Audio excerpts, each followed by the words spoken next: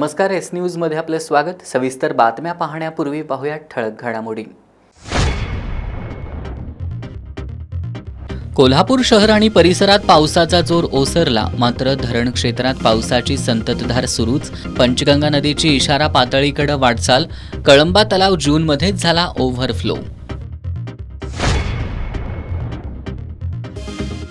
छत्रपती राजाराम महाराजांच्या नंतरच्या सनातनी व्यवस्थेनं शाहू महाराजांविषयीचं साहित्य गायब केलं, इतिहास संशोधक इंद्रजित सावंतांचा समता परिषदेत आरोप।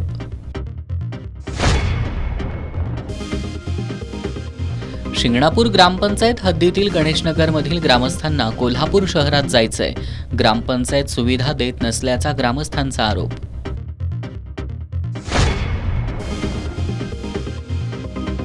राधानगरीतील गायत्री शिंदे या तरुणीनं राजर्षी शाहू महाराजांच्या स्त्रियांबद्दलच्या विचारांवर लिहिलं पुस्तक।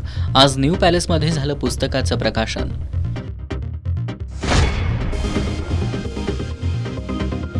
आणि श्री क्षेत्र नृसिंहवाडीतील दत्त मंदिरात यंदाच्या पावसाळ्यातील पहिला चढता दक्षिणद्वार सोहळा संपन्न।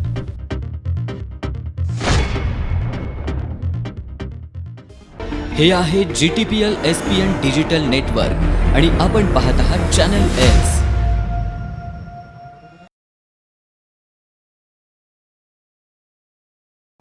छत्रपती राजाराम महाराजांनंतर 1940 ते 1976 हा काळ शाहू महाराजांचा विस्मरणाचा काळ ठरला।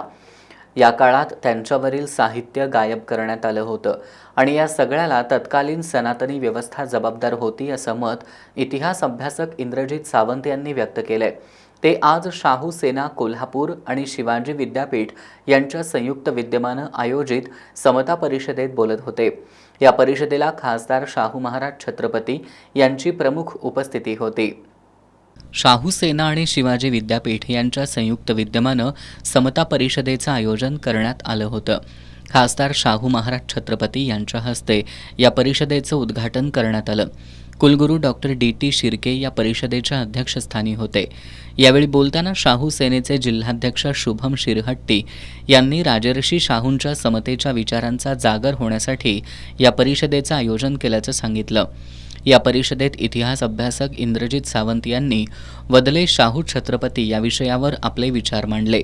राजर्षी शाहू महाराजांच्या भाषणांचा आणि पत्रव्यवहारांचा दाखला देत त्यांनी महाराजांच्या विचारांवर प्रकाश टाकला।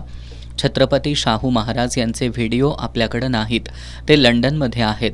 ते भारतात आणण्यासाठी पत्रव्यवहार करण्याची गरज त्यांनी व्यक्त केली। छत्रपती राजाराम महाराजांच्या नंतर 1940 ते 1974 हा काळ हा शाहू महाराज लोकांच्या विस्मरणातून जाण्याचा काळ होता।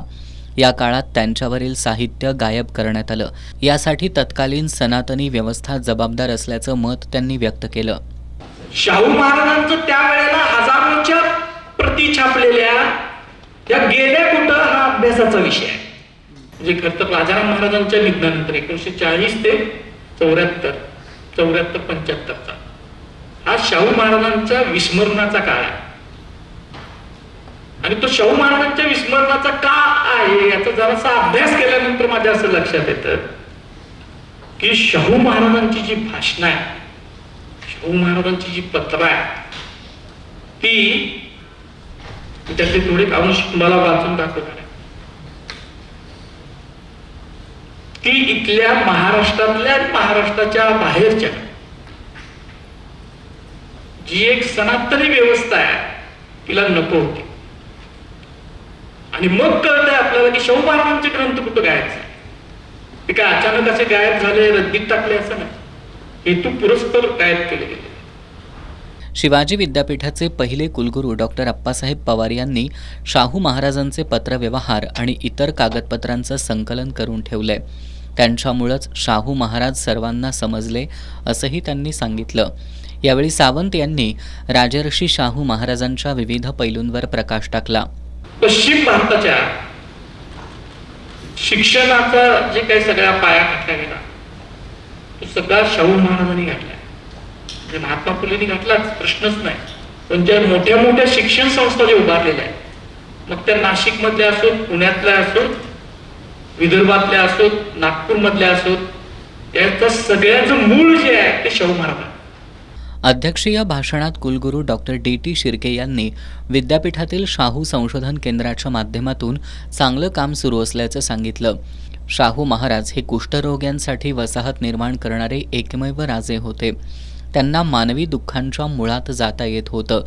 त्यांचाच वारसा जपत समाजाचं दुःख कमी करून शाहूंचे विचार पुढं घेऊन जाऊया असं आवाहन त्यांनी केलं.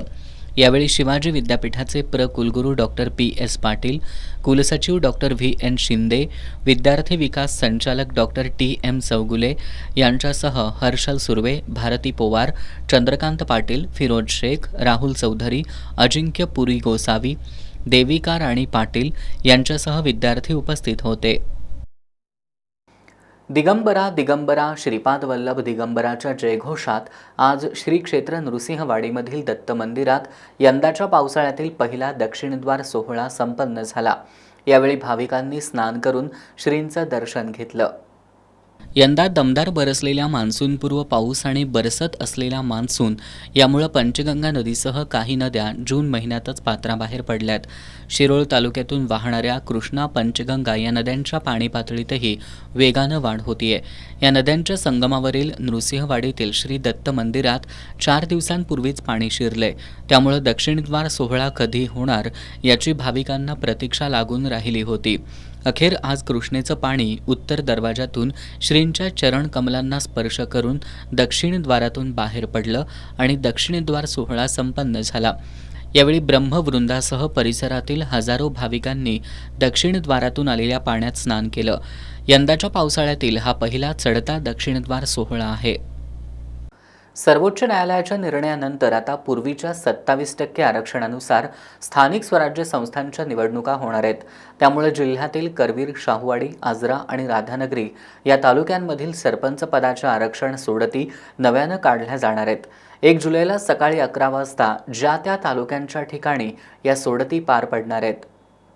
राज्य सरकारच्या ग्रामविकास मंत्रालयाकडून 2025 ते 2030 या 5 वर्षांसाठी ग्रामपंचायतीच्या सरपंच पदाचं आरक्षण जाहीर करण्याचे निर्देश देण्यात आले होते.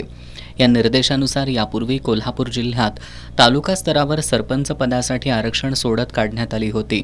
त्यानुसार अनुसूचित जातीसाठी 138 सरपंच पदं, अनुसूचित जमातीसाठी 7, OBC प्रवर्गासाठी 277 आणि सर्वसाधारण प्रवर्गासाठी 608 सरपंच पदं आरक्षित झाली होती.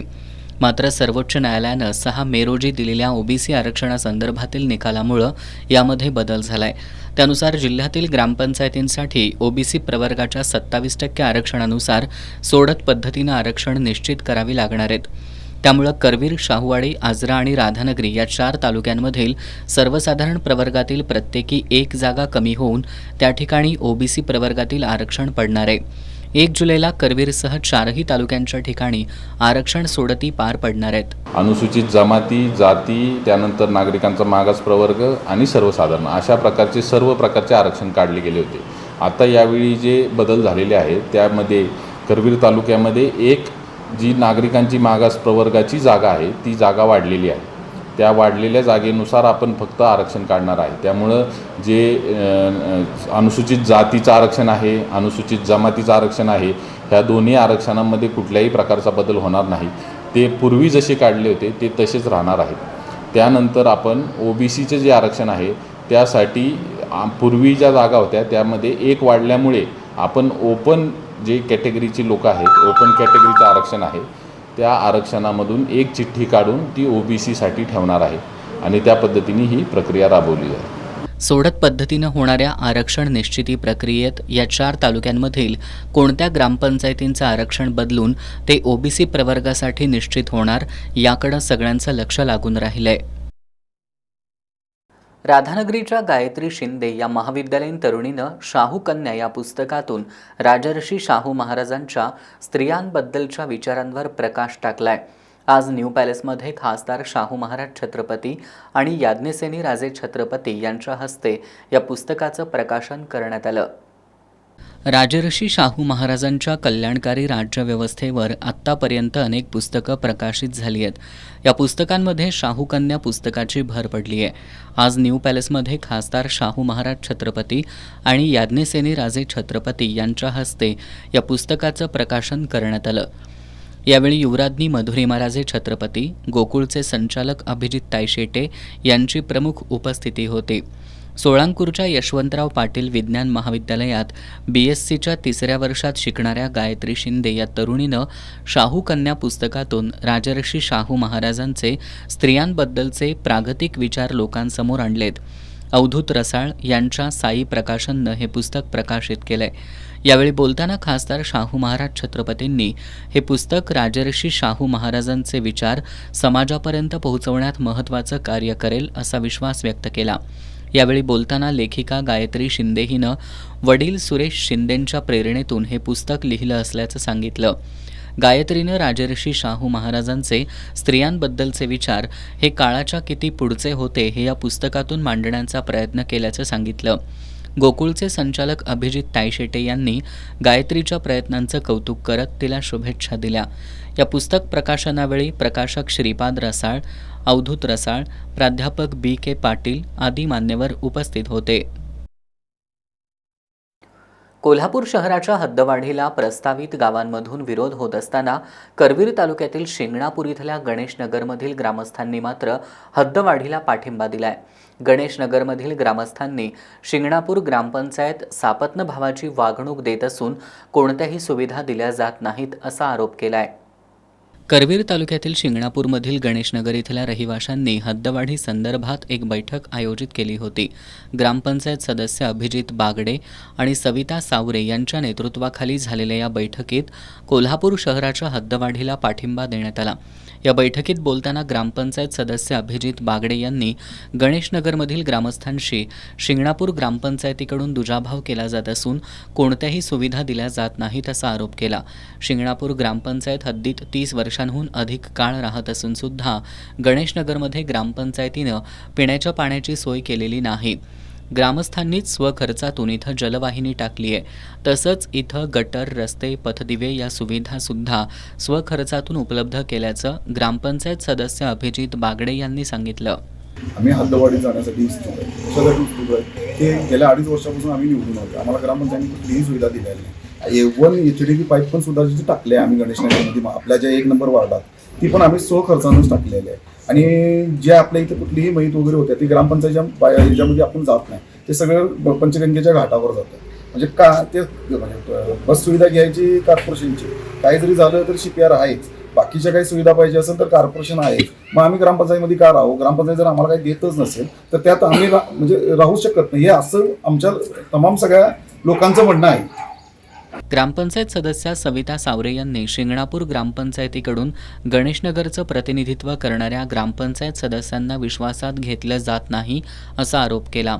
त्यांनी ग्रामपंचायतीपेक्षा महापालिकेकडूनच आपल्याला अधिक सुविधा मिळत असल्याचं सांगत शिंगणापूर ग्रामपंचायतीकडून कोणत्याही नागरी सुविधा मिळत नसल्यानं गणेशनगरमधील ग्रामस्थांनी हद्दवाढीला पाठिंबा दिला असल्याचं स्पष्ट केलं. यावेळी रामचंद्र सावरे, जालिंदर मुंडे, पोपट दिवसे, शांताराम कांबळे, शंकर चौगले, शिवाजी पवार, मालुबाई सावरे, शांताबाई कोगे, रुबाब शेख, रेखा सरगर यांच्यासह ग्रामस्थ उपस्थित होते. कोल्हापूर जिल्ह्यात कालपासून पावसाचा जोर वाढल्यामुळं कृष्णा आणि पंचगंगा नदीच्या पाणी पातळीत झपाट्यानं वाढ झाली आहे. इचलकरंजीमधील पंचगंगा नदीवर असलेल्या लहान पुलापर्यंत पुराचं पाणी आल्यानं इचलकरंजी महापालिका आणि पोलीस प्रशासनाकडून हा पूल वाहतुकीसाठी बंद करण्यात आलाय. सध्या मोठ्या पुलावरून वाहतूक सुरू आहे. पावसाचा जोर वाढण्यासह राधानगरी काळंबावाडी पाणीसाठ्याच्या नियोजनासाठी धरणातून पाण्याचा विसर्ग सुरू असल्यामुळं पंचगंगा नदीच्या पाणी पातळीत वाढ होऊ लागली आहे. इचलकरंजीतील महाराष्ट्र आणि कर्नाटकला जोडणारा पंचगंगा नदीवरील लहान पुलाला पाणी लागत असल्यानं हा पूल वाहतुकीसाठी बंद करण्यात आलाय. इचलकरंजी इथं पंचगंगा नदीची इशारा पातळी 68 फूट इतकी असून इथं 57 फुटांपर्यंत पाणी पातळी नोंदली गेली आहे. संभाव्य पूरस्थितीच्या पार्श्वभूमीवर आपत्ती व्यवस्थापनाकडून पूरग्रस्त नागरिकांना खबरदारीच्या सूचना देण्यात आल्यात. गेले 2 ते 3 दिवस झालं मुसळधार पाऊस चालू आहे. त्यामुळं पंचगंगाची जी पाण्याची पातळी आहे ती झपाट्यानं वाढलेली आहे. काल आम्ही सायंकाळी 7 वाजता 57 फुटावर आल्यानंतर जुना पूल जो आहे आमचा तो वाहतुकीसाठी बंद करण्यात आलेला आहे. कोणत्याही प्रकारची जीवितहानी होऊ नये याची खबरदारी म्हणून प्रशासनानं हा पूल बंद करण्यात आलेला आहे.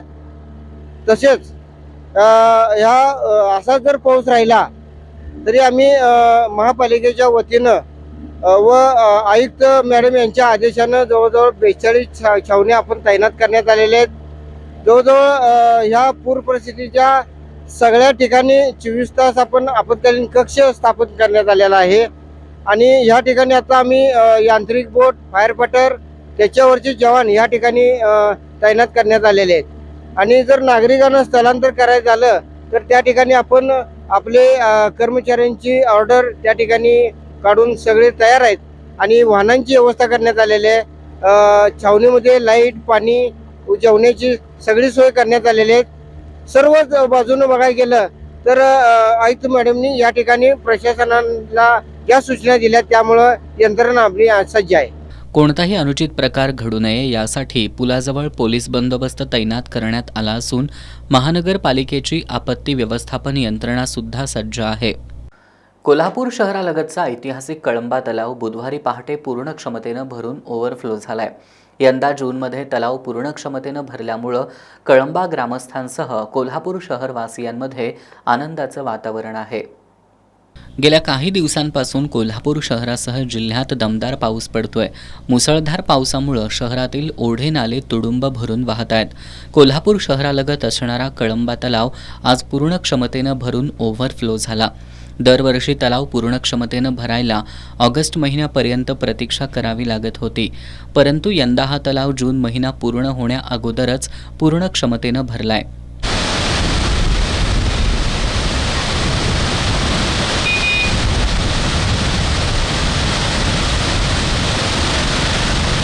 कळंबा तलाव कळंबा गावासह कोल्हापूर शहराच्या काही भागातील लोकांची तहान भागवतोय. त्यामुळे हा तलाव पूर्ण क्षमतेनं भरण्यानं या तलावावर अवलंबून असणाऱ्यांची पिण्याच्या पाण्याची चिंता मिटते. यंदा जूनच्या शेवटच्या आठवड्यातच तलाव पूर्ण क्षमतेनं भरल्यामुळं लोकांमध्ये आनंदाचं वातावरण आहे. तलावाच्या सांडव्यावरून वाहणारं पाणी पाहण्यासाठी पर्यटकांची होणारी गर्दी लक्षात घेऊन कळंबा ग्रामपंचायतीनं लोकांना तलाव परिसरात येताना पर्यटकांनी योग्य ती सुरक्षितता बाळगावी असं आवाहन केलंय. कोल्हापूरला 2019 आणि 2021 मध्ये महापुराचा मोठा फटका बसला. त्यावेळी अतिवृष्टीमुळे आलेला महापूर आणि भूस्खलनाच्या घटना याचा धोका ओळखून कोल्हापूर जिल्ह्यातील आपत्ती व्यवस्थापन यंत्रणा सतर्क झाली आहे. या संदर्भात अधिक माहिती जाणून घेतली आहे आमचे प्रतिनिधी इक्बाल रेठरेकर यांनी. गेल्या 2-3 दिवसापासून कोल्हापूर जिल्ह्यामध्ये पावसाचा जोर वाढलेला आहे आणि पंचगंगेची पातळी ही आता वाढत आहे. जवळपास पंचगंगेचं पाणी पात्राबाहेर देखील पडलेलं आहे आणि त्यामुळं आता जिल्हा प्रशासनाची आपत्ती व्यवस्थापन यंत्रणा देखील अलर्ट मोडवर आहे. एकूणच कशा पद्धतीने ही आपत्ती व्यवस्थापन यंत्रणा सज्ज आहे याबाबत आपण अधिक माहिती जाणून घेणार आहोत. माझ्यासोबत आहेत आपत्ती व्यवस्थापन अधिकारी प्रसाद संगपाळ आहेत. सर, काय सांगाल, कोल्हापूर जिल्ह्यामध्ये पावसाचा जोर वाढलेला आहे, आपत्ती व्यवस्थापन यंत्रणा कशा पद्धतीने सतर्क आहे? कोल्हापूर जिल्ह्याचा विचार करता आपण बघतो गेली साधारणपणे 8 दिवस झाला आपल्याकडे जोरदार पाऊस झालेला आहे. असाच पाऊस साधारणपणे अजून पुढचे 4 दिवस राहील असं भारतीय हवामान खात्यानं भाकीत केलेलं आहे. या आठवडाभराच्या पावसाचा विचार करता जिल्ह्यातील धरण क्षेत्रामध्ये दमदार पाऊस झाल्यामुळं धरण क्षेत्रातही पाण्याच्या पातळीमध्ये वाढ झालेली आहे. त्याचबरोबर धरणाच्या पुढचा जो नदी क्षेत्राचा भाग आहे ज्याला आपण फ्री कॅचमेंट म्हणतो, त्या फ्री कॅचमेंटमध्येही मोठ्या प्रमाणात पाऊस झाल्यामुळं नद्यांच्या पाणी पातळीमध्ये आपल्याला वाढ झालेली दिसून येते. जिल्ह्याच्या आपत्ती व्यवस्थापन विभागाचा विचार करता 24 तास नियंत्रण कक्ष सुरू आहे. नियंत्रण कक्षामध्ये 4 लँडलाईन आपण इथं सुरू ठेवलेले आहे. 1077 हा टोल फ्री क्रमांक सुरू ठेवलेला आहे. जिल्ह्यामध्ये पुरेशा प्रमाणावरती आवश्यकता वाटल्यास लोकांच्या स्थलांतरणासाठी किंवा अडकलेल्या लोकांना बाहेर काढण्यासाठी आवश्यक असणारी सर्व साधनसामुग्री मोठ्या प्रमाणावरती उपलब्ध आहे. एकूणच तुम्ही म्हणला की साधनसामग्री तुमच्याकडे आहे, मात्र एकूणच पंचगंगेची 39 फुटाची पातळी इशारा पातळी ओळखली जाते आणि 43 फुटाला धोका पातळी असते. तर सध्या मात्र पूर परिस्थिती उद्भवलेली नाही, मात्र जिल्ह्यामध्ये द्यावे लागणारे बोट किंवा याची कशी व्यवस्था करण्यात आलेली आहे? जिल्हा प्रशासनाकडे उपलब्ध असलेल्या साधनसामुग्रीचा विचार करता आपण जिल्ह्यातील सर्वच तालुक्यांना बोटी, लाईफ जॅकेट, लाईफ रिंग दिलेले आहेत. शिरोळ, हातकणंगले आणि करवीर या 3 तालुक्यामध्ये साधनांची संख्या आपण जास्त ठेवलेली आहे. कोल्हापूर, करवीरमध्ये जास्त ठेवलेली आहे, हातकणंगल्याला दिलेली आहे आणि शिरोळला या व्यतिरिक्त इतर सर्व तालुक्यांमध्ये आपण 2 बोटी, त्यासोबत आवश्यक असणारे लाईफ जॅकेट, लाईफ रिंग, रोप इत्यादी साहित्य सर्व तालुक्यांमध्ये आपण दिलेलं आहे. एकूणच साधन सामग्री सर्व आहे आपल्याकडं, मात्र काही ठिकाणी लँडस्लायडिंगचा धोका असतो, त्या ठिकाणी कशी व्यवस्था करण्यात आलेली आहे? प्रामुख्याने जिल्ह्यामध्ये सन 2019 आणि 21च्या पावसाळ्याचा विचार करता 86 ते 88 ठिकाणी छोट्या मोठ्या प्रमाणात भूस्खलनाच्या, दरडी कोसळण्याच्या, रस्ता खचण्याच्या घटना घडलेल्या होत्या. या सर्वच गावांचं मॅपिंग, यांचं मार्किंग आपण प्रत्येक तालुक्यामध्ये तालुकावार केलेलं आहे. या 88 ठिकाणामधील साधारणपणे 16 ते 18 ठिकाणं अशी आहेत की ज्या ठिकाणी मानवी वस्ती थोड्याफार अंतरावरती या घडलेल्या घटनांच्या ठिकाणी जवळ आहे. या सर्व बाबींचा विचार करून त्या ठिकाणचं तालुका प्रशासन आणि ग्रामस्तरावरच्या प्रशासनाने बाधित होऊ शकतील अशा नागरिकांना याच्यापूर्वीच सूचित केलेलं आहे. त्या लोकांच्या स्थलांतरणाची व्यवस्था गाव पातळीवरतीच करण्यात आलेली आहे. काही ठिकाणी घरे कोसळण्याची घटना घडलेल्या आहेत किंवा झाडं पडण्याची घटना देखील झालेल्या आहेत. याबाबत काय सांगाल? किती नुकसान झाले आहे जिल्ह्यात? प्रामुख्यानं नुकसानीचा जर आपण विचार केला तर जिल्हाभरातलं जे नजरअंदाजीचं नुकसान आहे ते साधारणपणे आजपर्यंत 50 लाखाच्या आसपास झालेलं आहे. आणि या सर्व ठिकाणी मग जिथं घराची भिंत पडलेली आहे किंवा गोठा पडला, एखादं जनावर दगावलं, या सर्व पद्धतीच्या नुकसानीचे पंचनामे करण्याचं काम अगदी युद्ध पातळीवरती सुरू आहे. आपत्ती व्यवस्थापन यंत्रणा सतर्क आहे किंवा सज्ज आहे, मात्र काही ठिकाणी लोक अतिउत्साही लोक जातात, कुठंतरी धबधबे पाहायला जातात, त्या ठिकाणी पर्यटक अतिउत्साही कुठं वाहून जाण्याच्या घटना घडतात. या निमित्तानं काय आव्हान कराल? याच्यामध्ये जिल्हा प्रशासनाच्या वतीने माननीय पालकमंत्री महोदयांनी आणि जिल्हाधिकारी महोदयांनी हे आवाहन केलेलं आहे की ज्या ठिकाणी लोक मोठ्या प्रमाणावरती वर्षा सहलीसाठी जातात अशा ठिकाणी दुर्घटना घडण्याची शक्यता नाकारता येत नाही. अशा ठिकाणी गेल्यानंतर पाण्यात उतरून हुल्लडबाजी करणं, सेल्फीचा मोह करणं, या सगळ्या गोष्टी नागरिकांनी टाळल्या पाहिजेत.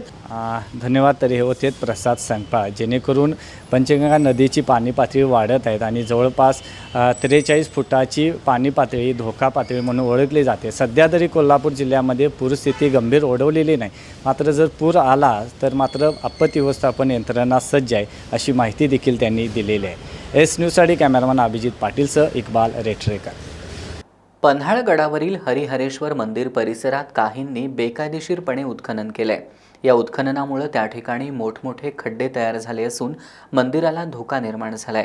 हे बेकायदेशीर उत्खनन त्वरित थांबवून संबंधितांवर कठोर कारवाई करावी अशी मागणी स्वाभिमानी संभाजी ब्रिगेडनं केली आहे. पन्हाळ्याच्या तहसीलदार माधवी शिंदे यांना या मागणीचं निवेदन देण्यात आलं. पन्हाळ गडावरील हरिहरेश्वर मंदिर परिसरात काहींनी बेकायदेशीर उत्खनन केलंय. या उत्खननामुळे मोठमोठे खड्डे पडून मंदिराला धोका निर्माण झालाय. इथं व्यावसायिक बांधकामासाठी उत्खनन सुरू असून उत्खननाकडे जाणीवपूर्वक शासनानं दुर्लक्ष केलंय. गडाचं पावित्र्य जपण्यासाठी अवैध उत्खनन थांबवणं गरजेचं आहे.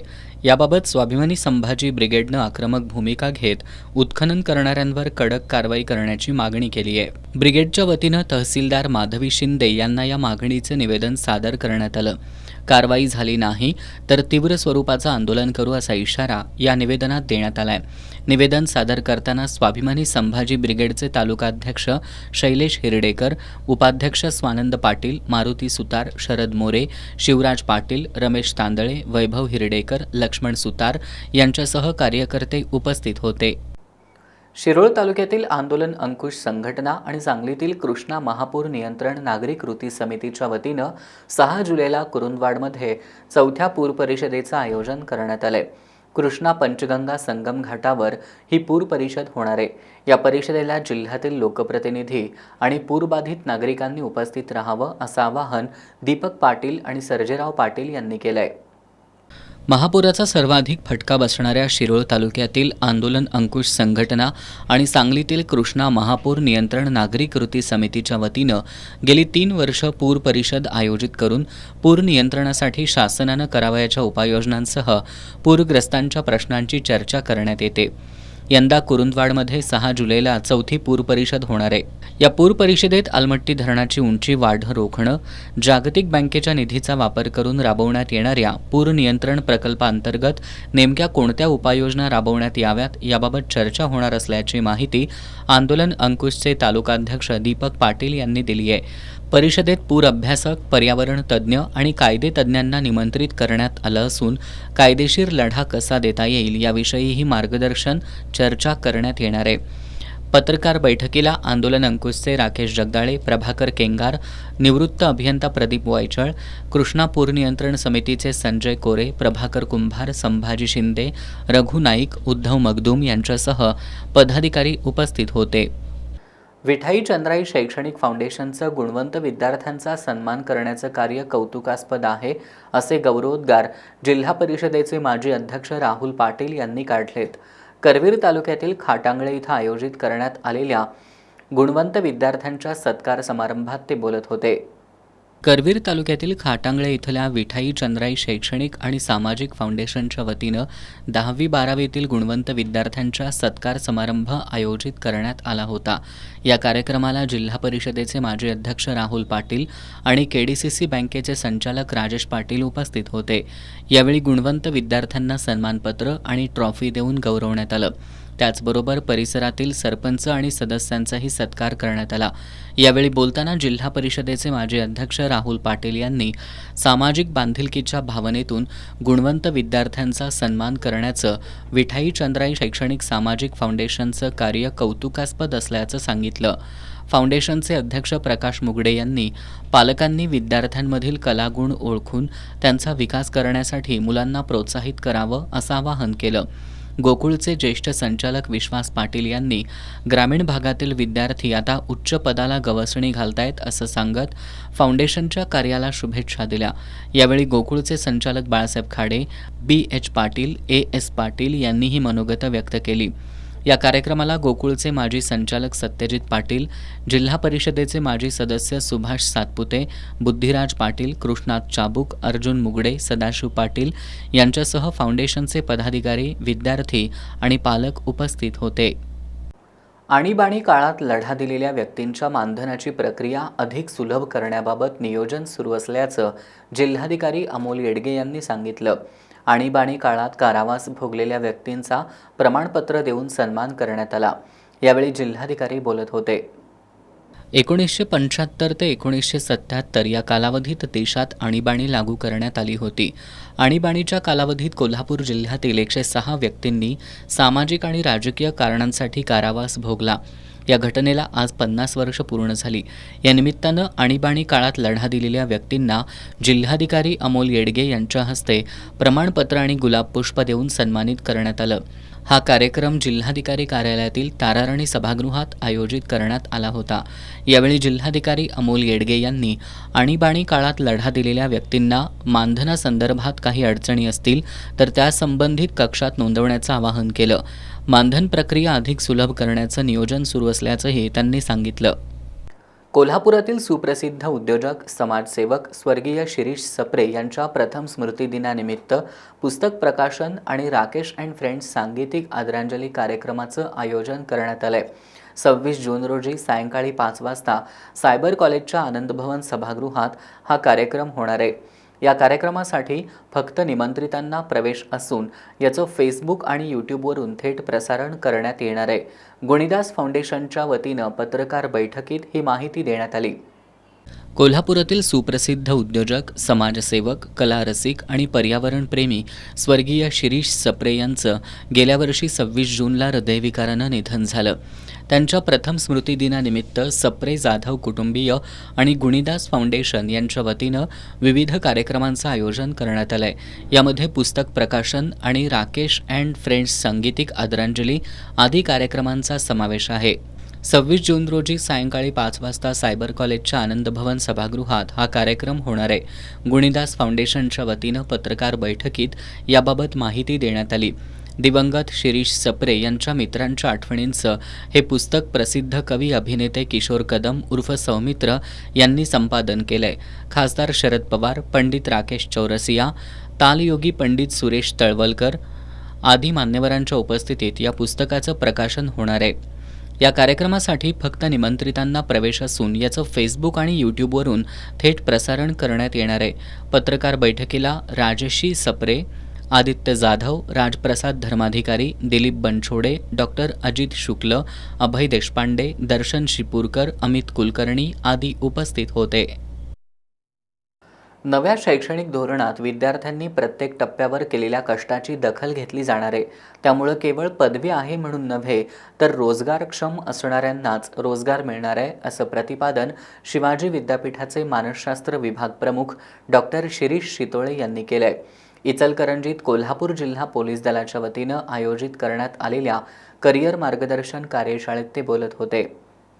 कोल्हापूर पोलीस दलाच्या वतीनं इचलकरंजीतील श्रीमंत घोरपडे नाट्यगृहात करिअर मार्गदर्शन कार्यशाळा आयोजित करण्यात आली होती. जिल्हा पोलीस अधीक्षक योगेश कुमार गुप्ता कार्यशाळेच्या अध्यक्षस्थानी होते. यावेळी मार्गदर्शन करताना डॉक्टर शिरीष शितोळे यांनी नवीन शैक्षणिक धोरणाची माहिती दिली. या धोरणानुसार विद्यार्थ्यांकडे केवळ पदवी असून चालणार नाही तर कौशल्यसुद्धा असणं गरजेचं असल्याचं त्यांनी सांगितलं. A.S. केसरकर यांनी सध्या विद्यार्थ्यांकडून मोबाईलचा डाटा ज्ञानासाठी कमी आणि मनोरंजन सोशल मीडियासाठी अधिक वापरला जात असल्याबद्दल खंत व्यक्त केली. मोबाईलमुळं मेंदूला कामच मिळत नसल्यामुळं तो सडू लागलाय असंही त्यांनी सांगितलं. यावेळी अप्पर पोलीस अधीक्षक निकेश खाटमोडे पाटील, पोलीस उपअधीक्षक समीरसिंह साळवे, शिवाजीनगरचे पोलीस निरीक्षक दिलीप पवार, गावभाग पोलीस ठाण्याचे महेश चव्हाण, शहापूरचे पोलीस निरीक्षक सचिन सूर्यवंशी यांची प्रमुख उपस्थिती होती. संसदीय प्रणालीत लोकांच्या हिताचे प्रश्न विचारून त्यावर चर्चा होऊन उत्तरं मिळणं गरजेचं आहे. मात्र अलीकडं लोकांच्या प्रश्नांवर संसदेत चर्चा होतच नाही. हे लोकशाही समोरचं मोठं आव्हान ठरतंय, असं मत ज्येष्ठ पत्रकार डॉक्टर श्रीराम पवार यांनी व्यक्त केलंय. राजर्षी शाहू व्याख्यानमालेत ते बोलत होते. कोल्हापुरातील राजर्षी शाहू महाराज मेमोरियल ट्रस्टच्या वतीनं राजर्षी शाहू महाराज व्याख्यानमाला सुरू आहे. या व्याख्यानमालेत मंगळवारी भारतीय संविधान, संसदीय लोकशाही या विषयावर ज्येष्ठ पत्रकार डॉक्टर श्रीराम पवार यांचं व्याख्यान झालं. यावेळी त्यांनी भारताच्या संसदीय प्रणालीत होत असलेल्या बदलांवर उदाहरणांसह प्रकाश टाकला. सध्या संसदेत व्यक्तिगत टीका टिप्पणीच्या पलीकडे जाऊन लोकांच्या प्रश्नांवर गांभीर्यानं चर्चा होत नाही असं सांगितलं. हे लोकशाही समोरचं मोठं आव्हान असल्याचंही त्यांनी नमूद केलं. सत्ताधारी विरोधकांचं ऐकून घेत नाहीत तर विरोधकांकडे कोणतेच मुद्दे नसल्याचं सत्ताधारी सांगताना दिसतायत. संसदेत बोलताना माईक बंद करणं, प्रक्षेपण थांबवणं, एकाच वेळी 146 खासदारांना निलंबित करणं हे खूपच धक्कादायक असल्याचं डॉक्टर पवार यांनी सांगितलं. राजर्षी शाहू महाराजांचे विचार जपत लोकशाही तत्त्व कायम ठेवण्याचा प्रयत्न केला जाऊ शकतो असा विश्वास डॉक्टर पवार यांनी व्यक्त केला. अक्षरशः कथुआच्या बलात्काराच्या प्रकरणातसुद्धा, अखलाकच्या हत्येच्या प्रकरणातसुद्धा आपली भूमिका ही आपण कुठल्या पक्षाकडे झोकून आहोत त्याच्यावर आपण कुणाच्या बाजूची जेव्हा भूमिका घ्यायला लागतो तेव्हा बेसिक दोष तयार झाला आहे. मुळातच काय ते बिघडले आणि मुळातलं बिघडलेलं सामान्य माणसापासून आपण दुरुस्त करत नाही तोपर्यंत कायदे करणं आणि कायद्याच्या चौकटी करणं हे संसदीय प्रणालीचं महत्त्व पुनर्स्थापित करण्यासाठी अपुरं आहे. त्याची गरज आहे का? तर निवडणूक प्रक्रियेत सुधारण्याची नक्की गरज आहे. आज ज्या प्रकारची निवडणूक प्रक्रिया आपल्याकडे राबवली जाते त्यात जरी म्हटलं आपण कुणालाही उभं राहण्याचा अधिकार आहे तर कुणालाही उभं राहण्याचा खरंच अधिकार आहे का?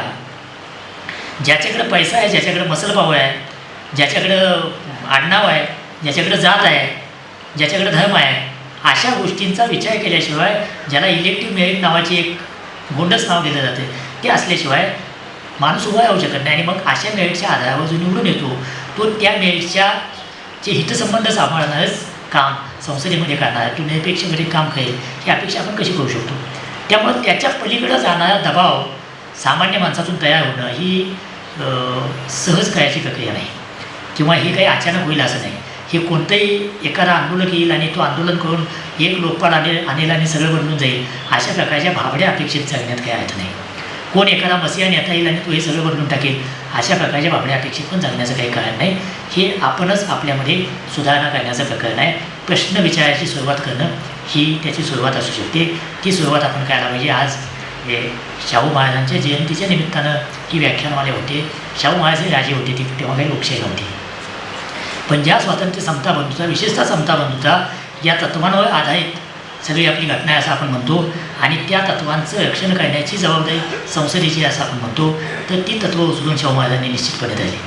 त्यामुळे त्यांच्या नावानं जेव्हा आपण काही चर्चा घडवण्याचा प्रयत्न करतो तेव्हा शाहू महाराजांना जर आपण मानत असू तर काळाशी सुसंगत लोकशाही व्यवस्था आणि त्यातल्या संसदीय प्रणालीचा आत्मा परत आणणं याचाही आपण विचार करायला पाहिजे. तर खऱ्या अर्थानं आपण शाहू महाराजांचे विचार मानतो असं म्हणता येईल. यावेळी इतिहास संशोधक डॉक्टर जयसिंगराव पवार, ज्येष्ठ राजकीय अभ्यासक डॉक्टर अशोक चौसाळकर, डॉक्टर प्रकाश पवार, राजदीप सुर्वे आदी उपस्थित होते.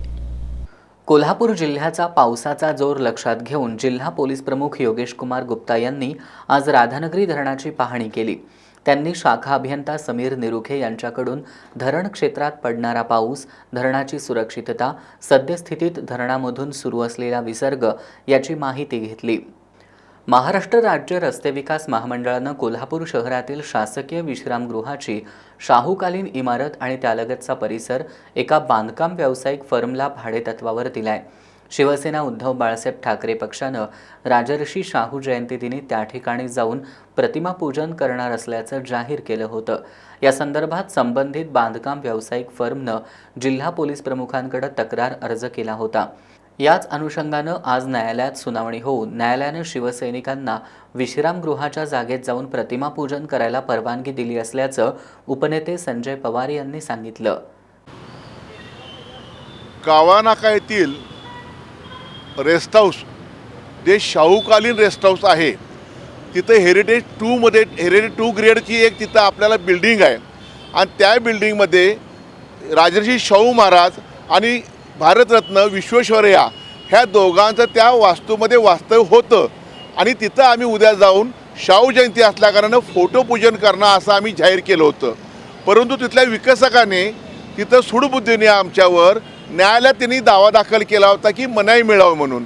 मी न्यायालयाचा आभार मानीन. आमचे वकील RL चव्हाण साहेबांनी तिथं आमची बाजू मांडली आणि ती हेरिटेज 2 ग्रेड असली बिल्डिंग असल्याकारणानं तिथं आम्हाला मान्य न्यायालयाने एक आदेश दिलेला आहे की तिथं मनाई हुकूम त्यांचा फेटाळून लावलेला आहे आणि हेरिटेज बिल्डिंग असल्याकारणानं तिथं कुणीही जाऊन तिथं पूजा अर्चा करू शकतं. आम्ही न्यायालयातसुद्धा धन्यवाद देईन.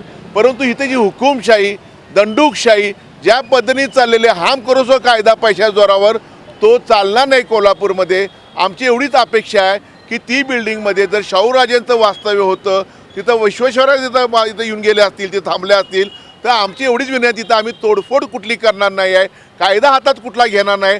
परंतु पूजन हे करण्यासाठी आम्हाला त्यांनी संधी दिलेली आहे. न्यायालयाने सांगितलं आम्ही करणार आहोत.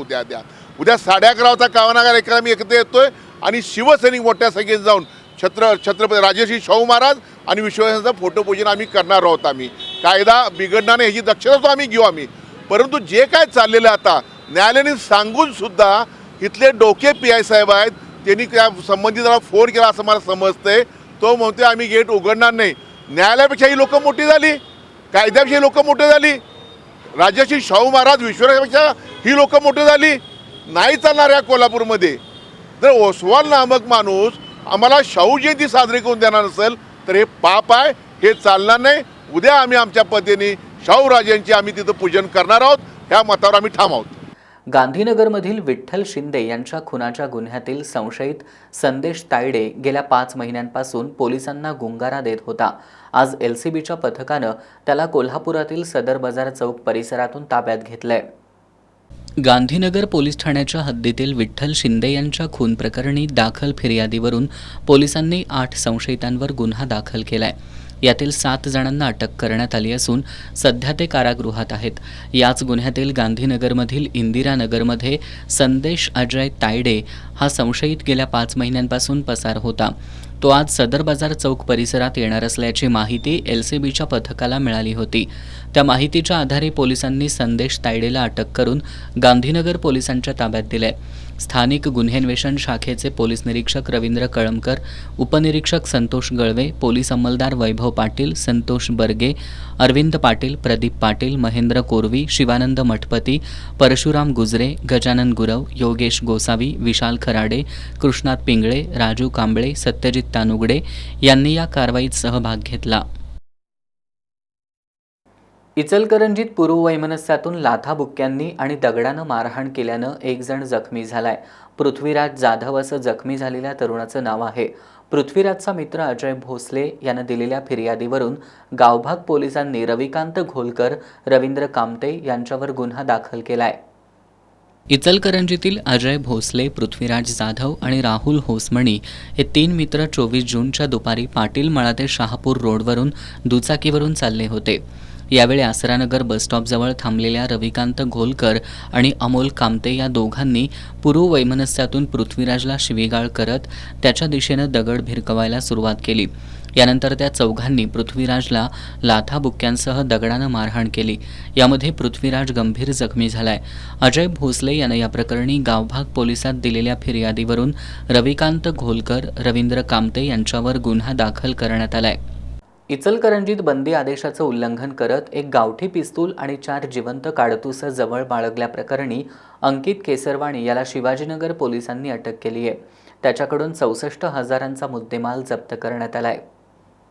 इचलकरंजीतील योगायोग नगरमध्ये राहणारा अंकित सुभाषचंद्र केसरवाणी यानं एक गावठी पिस्तूल आणि 4 जिवंत काडतूस जवळ बाळगल्याची माहिती शिवाजीनगर पोलिसांना मिळाली होती. माहितीच्या आधारे पोलिसांनी अंकितला ताब्यात घेत त्याच्याकडून एक गावठी पिस्तूल आणि 4 जिवंत काडतूस असा एकूण 64,000 रुपये किमतीचा मुद्देमाल हस्तगत केलाय. अप्पर जिल्हा दंडाधिकारी यांच्या आदेशान्वये बंदी लागू करण्यात आली होती. मात्र केसरवाणी यानं सदर बंदी आदेशाचं उल्लंघन केलंय. या प्रकरणी शिवाजीनगर पोलीस ठाण्यात गुन्हा नोंद करण्यात आलाय. पोलीस निरीक्षक दिलीप पोवार, उपनिरीक्षक संभाजी भोसकर, सहाय्यक फौजदार रावसाहेब कसेकर, सुनील बाईत, सद्दाम सनदी, सुकुमार बरगाले, अरविंद माने, पवन गुरव यांच्या पथकानं ही कारवाई केली आहे. अंकितनं शस्त्र कुठून आणलं, यामागं कोणते गुन्हेगारी रॅकेट सक्रिय आहे का, याचा पोलीस शोध घेत आहेत. इचलकरंजी शहर आणि परिसरातील बोगस बांधकाम कामगारांची नोंदणी रद्द करून प्रत्यक्ष पाहणी करून नोंदी कायम कराव्यात अशी मागणी युवा महाराष्ट्र सेनेनं केली आहे. महाराष्ट्र सेनेच्या वतीनं सहाय्यक कामगार आयुक्त जानकी भोईटे यांना या मागणीचं निवेदन देण्यात आलंय. इचलकरंजी शहर आणि परिसरातील अनेक नागरिकांनी बांधकाम कामगार कल्याणकारी मंडळासाठी नोंदणी केली आहे. यामध्ये बांधकाम कामगार नसणाऱ्या अनेकांनी नोंदणी केली आहे. युवा महाराष्ट्र सेनेनं अशा लोकांची नोंदणी रद्द करावी, प्रत्यक्ष बांधकामांच्या ठिकाणी खात्री करून नोंदणी करावी, अशिक्षित बांधकाम कामगारांच्या नोंदणीची प्रक्रिया सुलभ आणि सोपी करावी, अशा मागण्यांचं निवेदन सहाय्यक कामगार आयुक्त जानकी भोईटे यांना सादर केलं आहे. या निवेदनाची दखल घेतली नाही तर सहाय्यक कामगार आयुक्त कार्यालयासमोर ठिय्या आंदोलन करू असा इशारा युवा महाराष्ट्र सेनेनं दिलाय. निवेदन देताना युवा महाराष्ट्र कामगार सेनेचे जिल्हाध्यक्ष रोहित पालके, सचिन बेलेकर यांच्यासह कार्यकर्ते उपस्थित होते. शिरोळ तालुक्यातील कुरुंदवाडमध्ये महाराष्ट्रीय बेंदूर सणानिमित्त 9 जुलैला कर तोडणीची स्पर्धा आयोजित करण्यात आली आहे. महाराष्ट्र कला सांस्कृतिक संघ आणि महाशिवरात्री कृष्णावेणी माता महाप्रसाद ग्रुपच्या वतीनं ही स्पर्धा आयोजित करण्यात आली आहे. या निमित्तानं कुरुंदवाड भूषण पुरस्काराचं वितरण करण्यात येणार असल्याचं संयोजकांनी सांगितलं. शिरोळ तालुक्यातील कुरुंदवाड इथं महाराष्ट्र बेंदूर सणानिमित्त 9 जुलैला कर तोडणी स्पर्धा आयोजित करण्यात आली आहे. या स्पर्धेतील प्रथम क्रमांकासाठी स्प्लेंडर गाडी, द्वितीय क्रमांकासाठी चांदीची गदा आणि 5,000 रुपये रोख आणि शिल्ड, तर तृतीय क्रमांकासाठी 3,001 रुपये रोख आणि ढाल अशी बक्षिसं देण्यात येणार आहेत. महाराष्ट्र बेंद्रानिमित्त कुरुंदवाडमध्ये पारंपरिकपणाचा सण आहे बेंदूर सण, आणि त्या सणानिमित्त बेंद्रानिमित्त भव्य असा बिनदाती खोंडांच्या स्पर्धा ठेवण्यात आलेल्या आहेत. पहिलं बक्षीस 1 लाख रुपये, असं जवळजवळ 3 लाख रुपयाचे बक्षीस ठेवण्यात आलेले आहेत. पहिल्या नंबरला एक स्पेंडर ठेवलेली आहे, चांदीची गदा आहे 2 नंबरला. तसेच प्रमुख पाहुणे म्हणून भास्कर जाधव साहेब, विरोधी पक्षनेता शिवसेनेचे आपले कोल्हापूर जिल्ह्याचे बंटी साहेब, आपले तालुक्याचे आमदार आदरणीय यड्रावकर साहेब, तसेच अशोक माने बापू, तसेच आपले राजू शेट्टी साहेब, आदरणीय गणपतदादा पाटील या कार्यक्रमाचे अध्यक्ष आहेत. आणि एकूणच असा कुरुंदवाडच्या वतीनं कार्यक्रम ठेवलेला आहे व महाराष्ट्र कला संस्थांच्या वतीनं 4 लोकांना कुरुंदवाड भूषण हा पुरस्कार देण्यात आलेला आहे आणि 3 विशेष पुरस्कार देण्यात ठेवलेले आहेत. या कार्यक्रमाला विरोधी पक्षनेते भास्करराव जाधव, आमदार सतेज पाटील, राजेंद्र पाटील यड्रावकर, अशोकराव माने, माजी खासदार राजू शेट्टी आणि दत्त उद्योग समूहाचे चेअरमन गणपतराव पाटील आदी मान्यवर उपस्थित राहणार आहेत. यावेळी माजी नगराध्यक्ष रावसाहेब पाटील, शरदचंद्र पराडकर, आप्पासाहेब बंडगर आणि चंगेजखान पठाण यांना मान्यवरांच्या हस्ते कुरुंदवाड भूषण पुरस्कारानं सन्मानित करण्यात येणार आहे. याच दिवशी लावणी नृत्य प्रकाराला प्रोत्साहन देण्यासाठी विशेष कार्यक्रमाचं आयोजन करण्यात आलं असून कुरुंदवाड आणि परिसरातील लोकांनी बेंदूर सणानिमित्त आयोजित या कार्यक्रमाचा लाभ घ्यावा असं आवाहन आयोजकांनी केलंय. या पत्रकार बैठकीला प्रफुल्ल पाटील, तानाजी आलासे, अर्शद बागवान, जितेंद्र साळुंखे, महावीर आवळे, राजू बेले आदी उपस्थित होते. उद्या 26 जूनला लोकराजा राजर्षी छत्रपती शाहू महाराज यांची 151वी जयंती आहे. या निमित्तानं लोकराजा राजर्षींना अभिवादन करण्यासाठी करवीर नगरी सज्ज होतीये. लोकराजा राजर्षी छत्रपती शाहू महाराज यांची 151वी जयंती उद्या गुरुवारी 26 जून रोजी साजरी होतीये. विविध पक्ष, संघटना, संस्था यांच्या वतीनं राजर्षी छत्रपती शाहू महाराजांच्या जयंती सोहळ्याची जय्यत तयारी केली आहे. जिल्हा परिषद आणि महापालिका प्रशासनाच्या वतीनं राजर्षी शाहू महाराजांचं जन्मस्थळ असलेलं लक्ष्मी विलास पॅलेस, नर्सरी बागेतील समाधी स्मारक, दसरा चौकातील पुतळा या ठिकाणी अभिवादन कार्यक्रम होणार आहेत.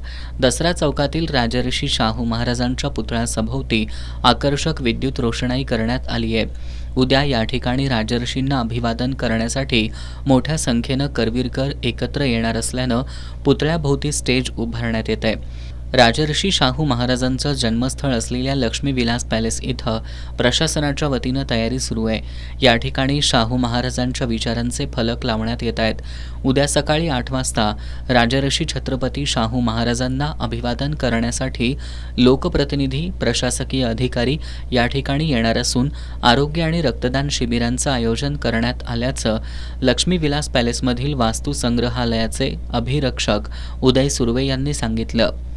च्या 151व्या जन्मदिनानिमित्त इथे सकाळी 8 वाजता लक्ष्मीविलास पॅलेस इथं शाहू महाराजांना माननीय पालकमंत्री महोदय प्रकाशजी आंबेडकर यांच्या उपस्थितीमध्ये आणि सहपालकमंत्री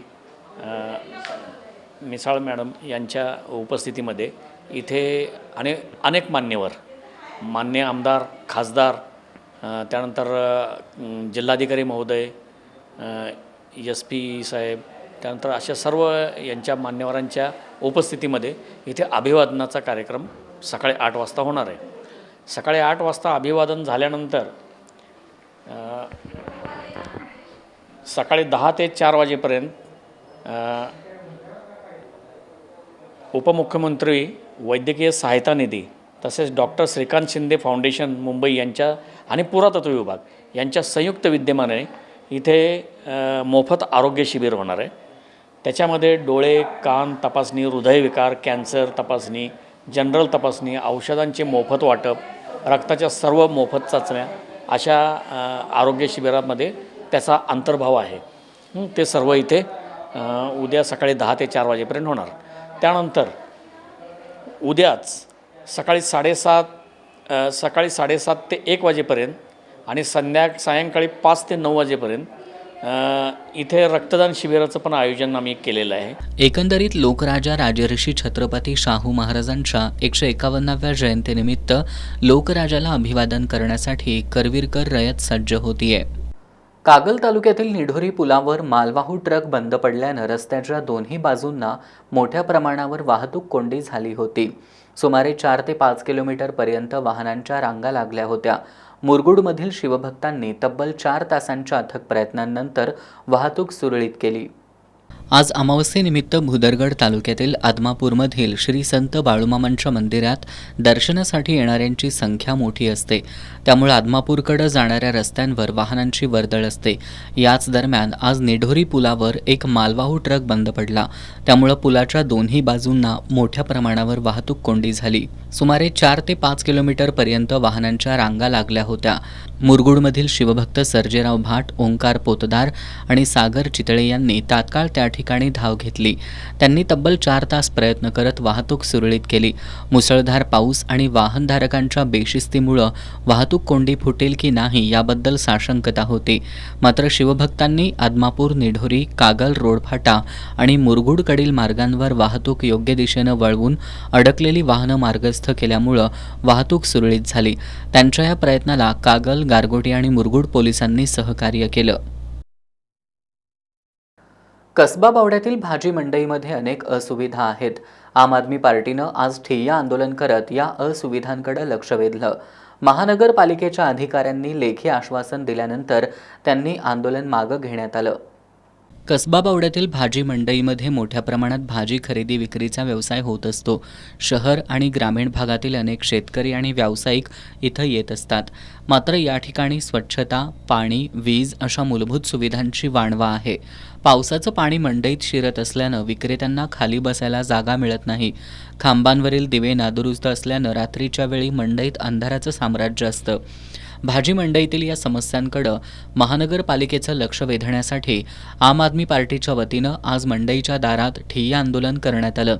यावेळी उपशहर अभियंता निवास पोवार आणि कनिष्ठ अभियंता अवधूत नेर्लेकर यांनी आंदोलनस्थळी भेट दिली.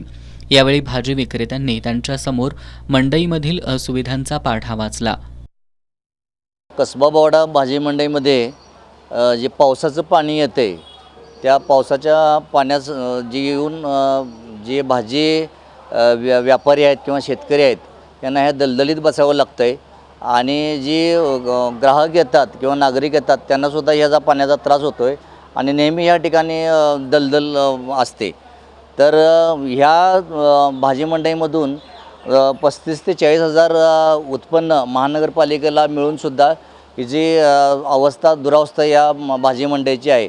तर पाणी आत येतं आहे, बऱ्याच जे शेड मारलेलं आहे ते शेड या ठिकाणी गळतं आहे. या ठिकाणी संध्याकाळच्या वेळी तुम्ही आला तर या ठिकाणी उजेड नाही आहे, अपुऱ्या लाईट व्यवस्था या ठिकाणी आहेत.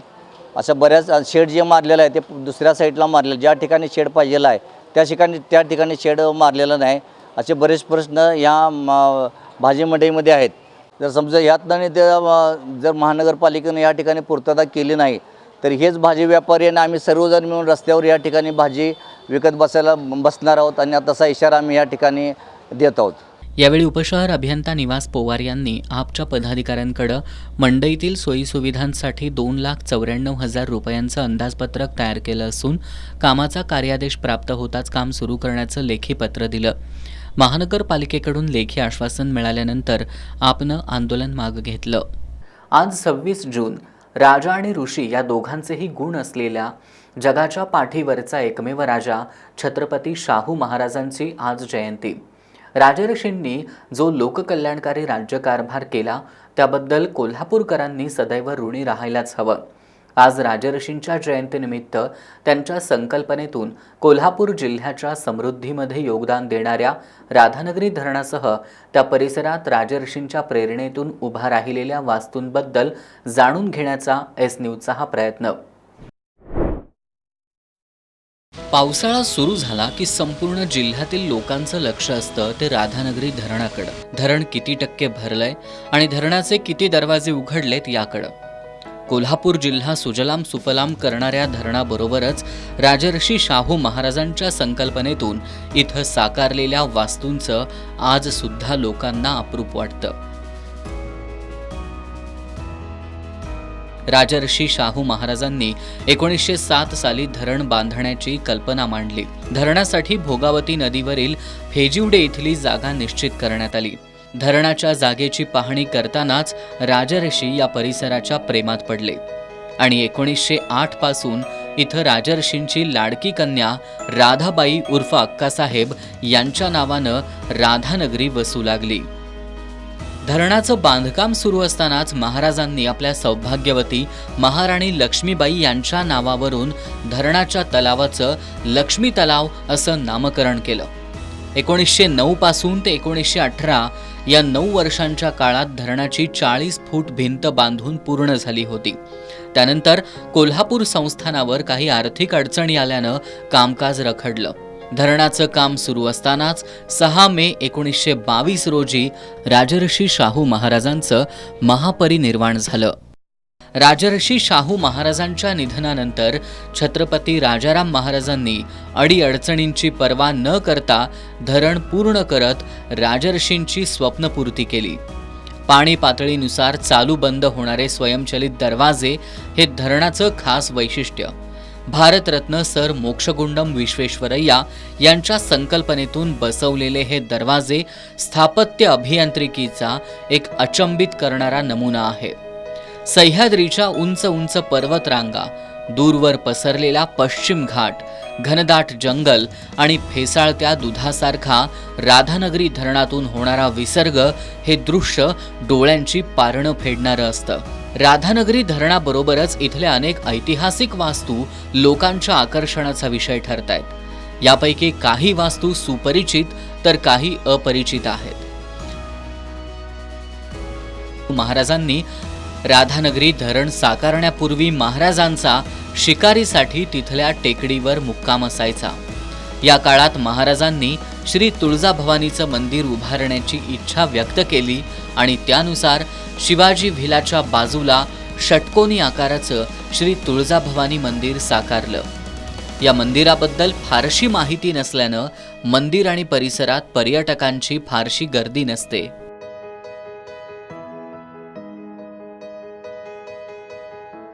या श्री तुळजाभवानी मंदिराप्रमाणेच शिवाजी व्हिला ही ऐतिहासिक इमारत सुद्धा अपरिचित आहे.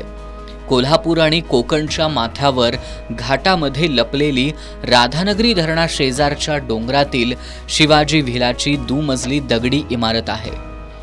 चहूबाजूंनी झाडाझुडपांनी वेढलेल्या सुंदर फुलफळांची बाग आणि समोरच राधानगरी तलावाचा रम्य परिसर असलेल्या या व्हिलामध्ये छत्रपती शहाजी महाराज आपल्या मित्रांसह राहण्यासाठी येत होते.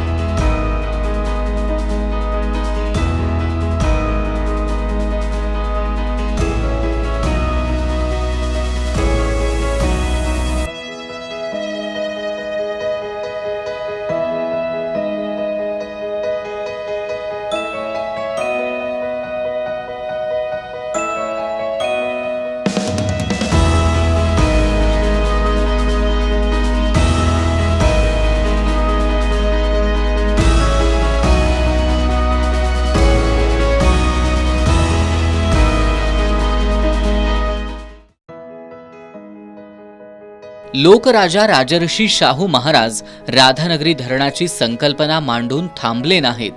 धरण पूर्ण होईपर्यंत त्यांचं धरणाच्या कामावर बारकाईनं लक्ष असायचं. राजर्षींच्या वास्तव्यासाठी हा बेनझीर व्हिला बांधण्यात आलाय. धरणाच्या कामावरील तज्ज्ञ इंजिनियर तसंच अन्य अतिमहत्वाच्या व्यक्तीसुद्धा या बेनझीर व्हिलामध्ये राहायच्या. राधानगरी लक्ष्मी तलावाच्या मुख्य भिंतीसमोर धरणाच्या बॅक वॉटरमध्ये छोटं बेट तयार झालं. धरणाच्या मधोमध असलेल्या छोट्या बेटावर अतिशय देखणी अशी एक वास्तू उभारण्यात आली. याचं नाव आहे बेनझीर व्हिला. बेनझीर व्हिला धरणाच्या मध्यभागी असल्यानं कायम ही वास्तू पाण्यानं वेढलेली असते. गेल्या 100 वर्षांच्या काळात केवळ 4 वेळा लोकांना ही वास्तू जवळून पाहता आली आहे. धरणातील पाण्यानं तळ गाठल्यानंतरच पर्यटकांना या ठिकाणी भेट देता येते. ही वास्तू पाहण्यासाठी पर्यटकांना राऊतवाडी धबधब्याजवळ असलेल्या गावापासून 1 ते 1.5 किलोमीटरचं अंतर चालत जावं लागतं. राजर्षी शाहूंच्या लोककल्याणकारी कामांबद्दलच्या समर्पण भावनेचं प्रतीक असलेला बेनझीर व्हिला झाडाझुडपांनी वेढलाय. या व्हिलाचा श्वास मोकळा करून त्याचं संवर्धन करण्याची गरज आहे. निसर्गाचं वरदान लाभलेल्या राधानगरी धरण परिसरात वन्यजीवांचा मुक्त वावर असतो. राजर्षींनी इथल्या जंगलातील हत्तींसाठी हत्ती महाल बांधला. या हत्ती महालात हत्तींसोबतचा साठमारीचा खेळ रंगायचा. हा हत्ती महाल राधानगरी धरणापासून 2 किलोमीटर अंतरावर आहे. एका राजवाड्याप्रमाणे भासणाऱ्या हत्ती महालाची बांधणी ही सुद्धा वास्तुनिर्मितीचा एक अजोड नमुना आहे. हत्ती महालाचा प्रत्येक कोपरा प्रवेश कमानींनी एकमेकांशी जोडला गेलाय. पर्यटकांना आकर्षित करणारा हा हत्ती महाल सध्या दुरावस्थेत आहे. हत्ती महालाचं जतन आणि संवर्धनासाठी निधी मंजूर होऊन सुद्धा प्रत्यक्षात काम मात्र झालेलं नाही. राजर्षींच्या कलात्मक आणि सौंदर्यपूर्ण वास्तू निर्मितीची साक्ष देणारा हत्ती महाल सुद्धा जतन करत हा वारसा जपण्याची गरज आहे.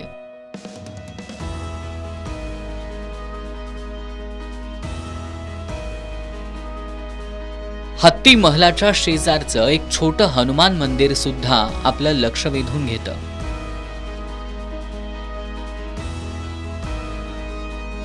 राधानगरी गावाची भेट स्वर्गीय सुखाचा आनंद देणारी असते. शांत आणि निसर्गरम्य वातावरण, घनदाट जंगल, थंडगार वारा आणि राजर्षी शाहू महाराजांच्या दूरदृष्टीतून साकारलेल्या ऐतिहासिक वास्तू बघत त्यांच्याबद्दल कृतज्ञता व्यक्त करणं ही एक पर्वणीच असते.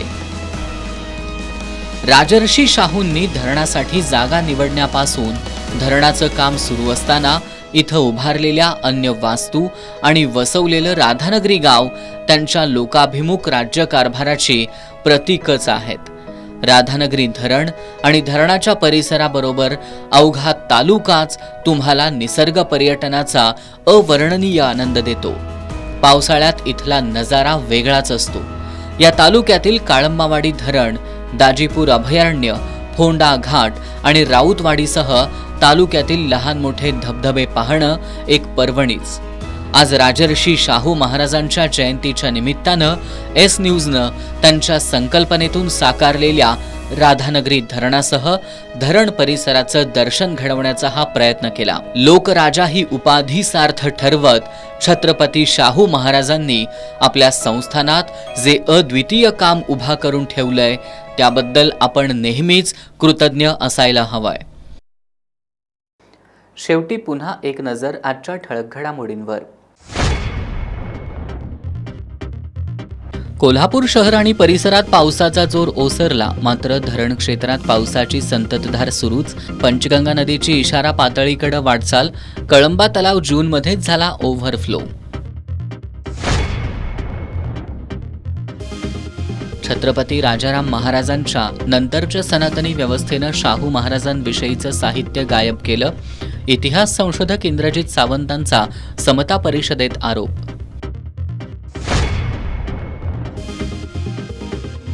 शिंगणापूर ग्रामपंचायत हद्दीतील गणेशनगरमधील ग्रामस्थांना कोल्हापूर शहरात जायचंय. ग्रामपंचायत सुविधा देत नसल्याचा ग्रामस्थांचा आरोप.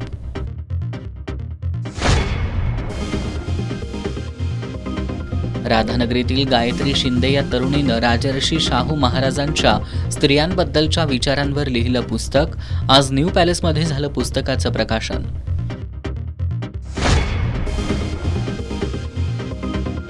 आणि श्री क्षेत्र नृसिंहवाडीतील दत्त मंदिरात यंदाच्या पावसाळ्यातील पहिला चढता दक्षिणद्वार सोहळा संपन्न.